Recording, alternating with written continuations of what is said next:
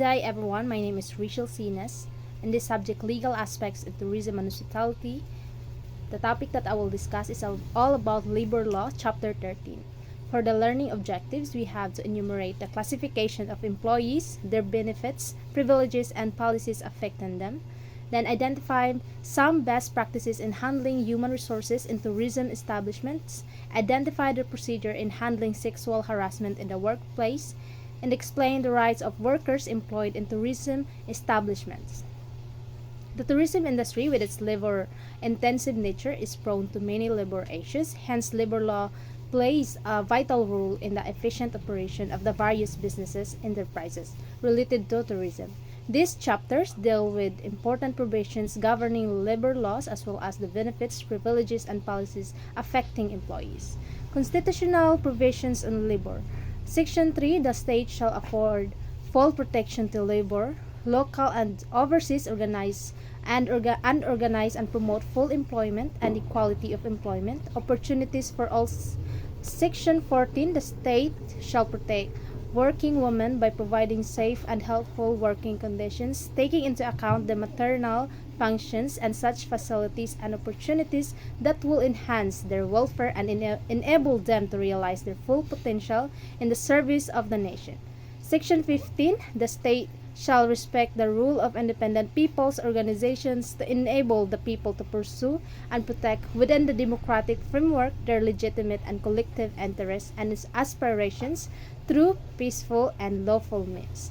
Section 16, the right of the people and their organizations to effectively and reasonably participate at all levels of social, political, and economic decision-making shall not be abridged.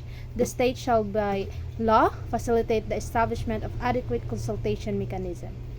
Now, okay, let's discuss the provisions regarding labor rights and the classification of employees as outlined in the law. Firstly, the law emphasizes the constitutional protection for labor, including the right to strike, the provision of a living wage, and the participation in decision-making process. This is to make sure that or ensure that workers are not only protected but also have a voice in matters that affect them, protected na maka-voice out pa. That's how important workers is. Now, for the classification employees of a company may be classified as follows. First, we have the regular employees, casual employees. Regular employees, these are workers engaged in activities essential to the employer's business. Then, casual employees nga naka-rendered of at least 1 year of service katong naka-complete na sa provisionary period, and workers provided by a labor-only contractor are also considered as regular employees. When we say casual employees, maonig mga workers nga na-hired for a short-term employment, typically for irregular or intermittent work. Then, seasonal employees, they are hired for work that is only necessary during specific seasons. Then, we have also project employees. These are workers hired for specific projects with predetermined timelines. Then, we have also probationary employees. Employees in probationary status are katong mga workers nga allowed to work after a probationary period, usually to assess their suitability for the job. Then, employees for a fixed term. So, maonig workers hired for a specific period with a predetermined end date for their employment. Overseas Filipino workers are the Filipino workers employed abroad. So, dili ra ni sila katong mga DH, basta it talks about Pinoy nga nag-works abroad. Then, special workers, we have apprentices, individuals undergoing training to acquire specific skills. We have also learners, those who are in the process of learning a particular job. Then, handicapped workers, workers with disabilities. Then, we have also for the regular employees, the employees who are deemed regular are those who have been engaged to perform activities which are usually necessary or desirable in the usual trade or business of the employer. And B, those casual employees who have rendered at least 1 year of service, whether such service is continuous or broken, with respect to the activity in which they are employed. C, an employee who is allowed to work after a probationary period. D, workers supplied by a labor-only contractor to the principal shall be considered regular employees of the latter. So these provisions ensures that workers' rights are protected and their contributions are recognized and fairly compensated. For the benefits, privileges, policies affecting employees, we have the minimum wage. Republic Act number 6727, known as the Wage Rationalization Act, delegates the determination of minimum wage rates to the regional tripartite, and productivity boards. The concept of minimum wage goes beyond setting a basic wage. It aims to improve productivity, ensure a decent standard of living for workers and their families, and affirm labor as a vital social and economic force. Then collective bargaining. He is an employee at the time of a delivery of his child. B. He is cohabiting with his legitimate spouse at the time she gives birth or suffers a miscarriage. Then he has applied for paternity leave in accordance with the implementing rules. C. His wife has given birth or suffered a miscarriage. Collective bargaining is a negotiation process between employers and employees represented by their labor union. The established terms and conditions of the employment, and this leads to a collective bargaining agreement or CBA, covering areas such as wage, working hours, and grievance procedures. Key provisions include management rights, union recognition, wage and benefits, working conditions, and contract duration. For collective bargaining to proceed, three conditions must be met: majority representation by the employee's representative, proof of representation, and a demand to bargain. Failure to bargain in good faith or observe the CBA's economic provision is considered unfair labor practice and may lead to a strike or lockout.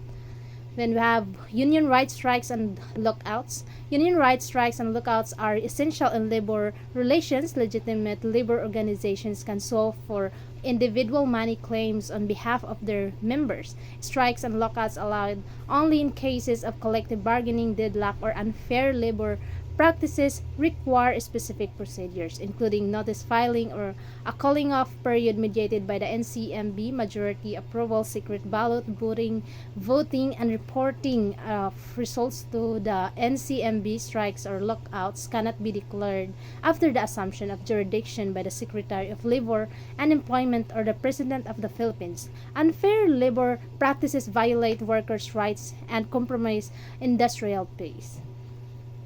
Then we have also service charges. Service charges are applicable to establishments such as hotels, restaurants, and similar enterprises. According to the rule, these establishments must distribute service charges collected with 85% going to covered employees and 15% to the management.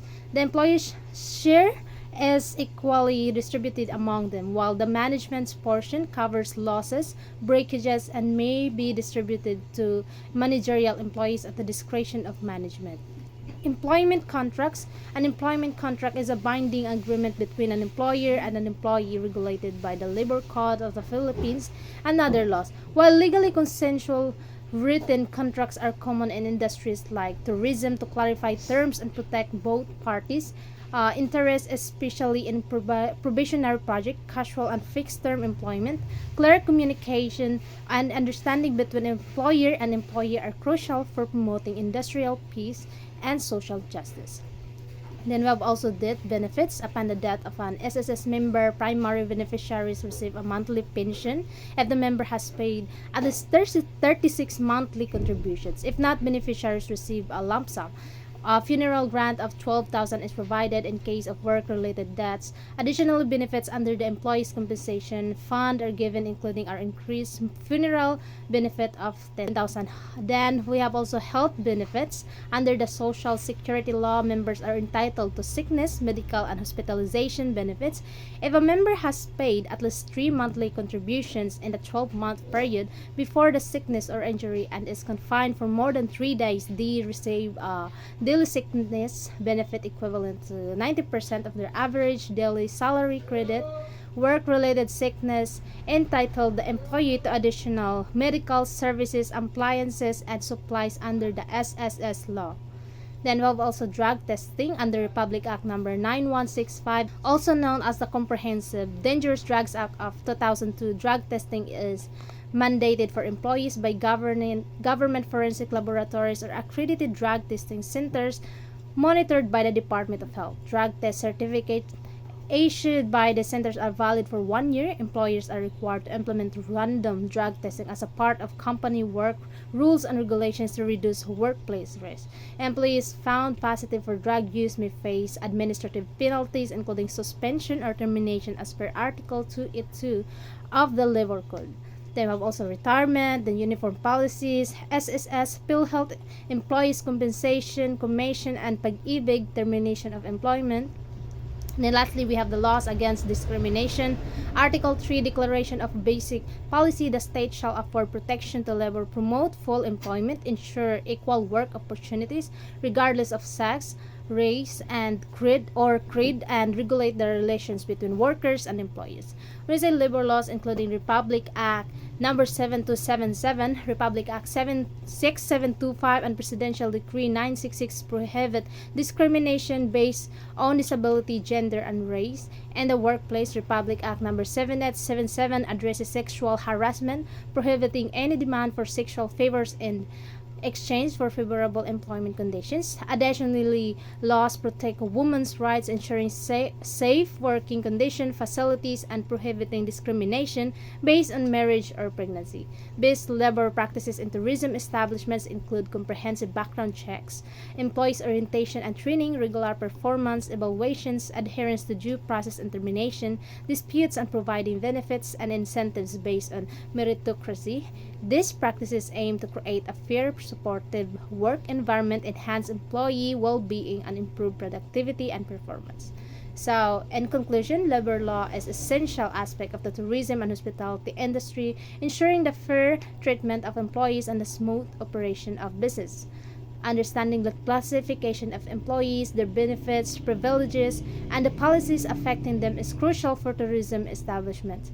Additionally, knowing the procedures for handling sexual harassment in the workplace and adhering to best practices in human resource management are vital for creating a safe and productive work environment.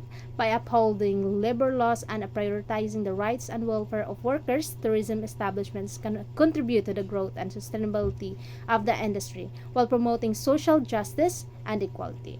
So that would be all for chapter 13, the topic all about labor law. Thank you and God bless.